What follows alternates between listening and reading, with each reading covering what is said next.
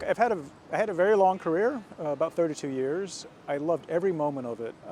They say, go find something you love to do and you'll never work a day in your life. And that's really the way I felt about the Foreign Service. I took the deferred resignation in May because I think it was apparent to me that the administration wanted to clear out the senior ranks, and I was a senior officer. There were going to be fewer opportunities, and I didn't see a positive trajectory going forward. It was dreadful. I mean, it really felt dreadful when I was trying to wrestle with this decision whether to take the resignation. I had devoted my entire adult life to service. You don't join Foreign Service or public service or the civil service to become wealthy, but the experiences I had were just amazing. I have to say that, quite frankly, at this point, virtually every close colleague and friend I know has left. If they didn't leave now, at the beginning of the second Trump administration, they had left at the end of the first Trump administration. What does it mean to me personally right now? That's got to be one of the toughest questions. 32 years I've defined myself by the Foreign Service. Foreign Service is the kind of career that just consumes you, okay?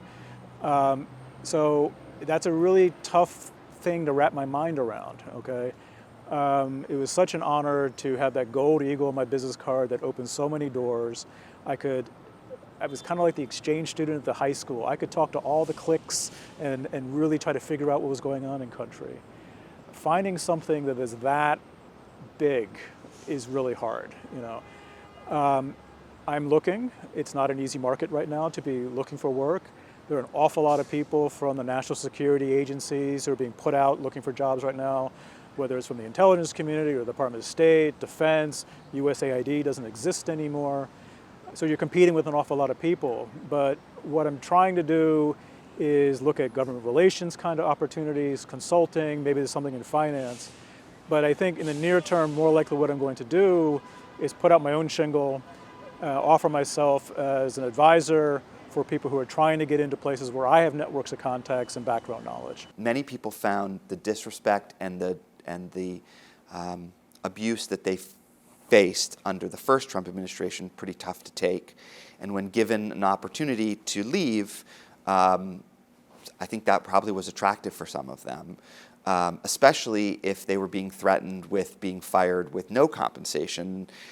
That's a tough thing to put somebody in that kind of position. I mean, these are jobs that are hard to fill. So once you push them out of the government, which is what the Trump administration did, it's not easy to get to refill those jobs.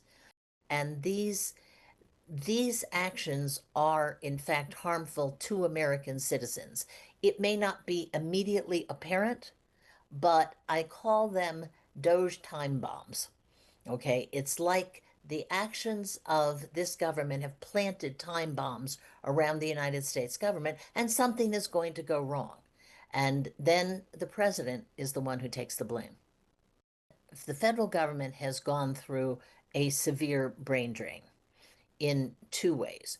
First of all, people who are scientists or engineers or nuclear experts are highly educated and they're highly specialized. And they, to the extent that they have left the government or taken an early retirement, same difference, they're really hard to replace. And the consequences are devastating. If you have cancer or one of your loved ones has cancer and there is no cure yet for it, what you are watching is a government taking scientists who would be either doing the cancer research themselves or sending grants to universities and other places that do the cancer research. And your odds of somebody finding a cure before you die have just gone way down. Totally honest with you, it's very hard to differentiate between the effects of the employees being let go or taking the deferment and the Trump administration slowing down legal payments to services, things like Head Start or food pantries are not receiving the funds that they are supposed to be receiving. So we definitely have seen service disruptions in places like that, but it's hard to know if that's because there aren't enough employees at the federal level or because they're not getting their money or both. So it's possible that they're taking those steps, but we don't know. Yeah, I mean, if you zoom out for a minute and you ask, what is the Trump administration doing to the federal government? They are taking the approach that the government does not provide any useful service to anybody, basically. I mean, with some exceptions, but they seem to think that there's no value to providing health insurance to Americans. There's no value to making sure that low-income children have a good education, making sure that we are the leading country in the world on research and development. These are all things that they have explicitly cut or cut back on, both funding and employees. There is no effect of firing civil servants on the federal budget. The entire payroll of the federal budget is minuscule compared you could fire every single person in the federal budget, and guess what? You wouldn't make a dent in the deficit. And the reason you wouldn't is that the federal deficit is not caused by people who are employed by the federal government. It is caused by the big entitlement programs, Social Security and Medicare.